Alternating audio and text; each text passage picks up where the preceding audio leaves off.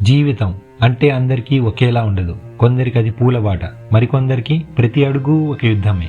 మహాభారతం అనగానే మనకి ధర్మం, గెలుపు గుర్తొస్తాయి. కానీ ఆ వెలుగు వెనుక ఒక చీకటి ఉంది, ఒక అన్యాయం ఉంది. అదే కర్ణుడు.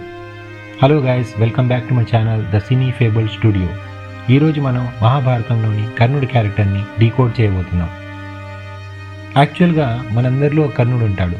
మనకు టాలెంట్ ఉన్నా సరే నువ్వు అర్హుడి కావు అని లోకం మనల్ని వెలివేసినప్పుడు మన గుండెల్లో పుట్టే మంట ఉంది కదా, అదే కర్ణుడి క్యారెక్టర్కి అసలైన పునాది.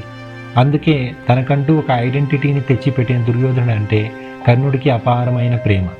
అందుకే ఆ స్నేహం కోసం కౌరవుల వైపు నిలబడడం తప్పు అని తెలిసిన ధర్మాన్నే ఎదిరించిన వ్యక్తి కర్ణుడు.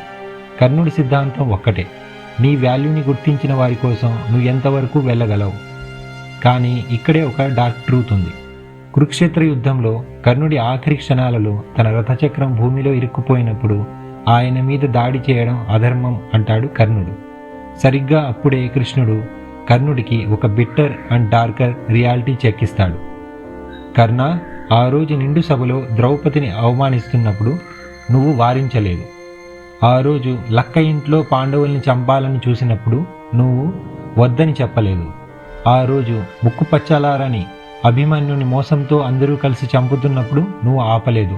నువ్వా ధర్మం గురించి మాట్లాడేది? ఇదే ఇక్కడే ద ట్రాజిక్ ఫెయిల్యూర్ ఆఫ్ కర్ణుడి క్యారెక్టర్. దానం చేయడంలో కర్ణుని మించిన వారు లేరు. విధి అతన్ని ప్రతి అడుగులో మోసం చేసింది అనేది నిజమే. కానీ తను గొప్పవాడు అని నిరూపించుకునే క్రమంలో తను నిలబడిన వైపు ఉన్న అన్యాయాన్ని కర్ణుడు చూడలేకపోయాడు. కర్ణుడు మనకు నేర్పే పాఠం ఒకటే: నువ్వు ఎంత గొప్పవాడివైనా, నీకు ఎంత టాలెంట్ ఉన్నా, ultimately the side you choose defines your ending. నువ్వు రాంగ్ సైడ్ ఆఫ్ జస్టిస్ అంటే నువ్వు అధర్మ వైపు నిలబడితే నీ ముగింపు కూడా అలాగే ఉంటుంది. ఖచ్చితంగా కర్ణుడు ఒక ఫాలెన్ హీరో. అన్యాయం వల్ల కాదు, తప్పుడు మనుషుల పక్కన నిలబడడం వల్ల అతను ఒక ఓడిపోయిన వీరుడు. మీకేమనిపిస్తుంది? కర్ణుడు ఒక అన్లక్కీ హీరోనా లేక విలనా? కామెంట్స్లో తప్పక తెలియజేయండి. మా వీడియో మీకు నచ్చినట్లయితే ఛానల్ సబ్స్క్రైబ్ చేయండి, వీడియోని లైక్ అండ్ షేర్ చేయండి. Thank you.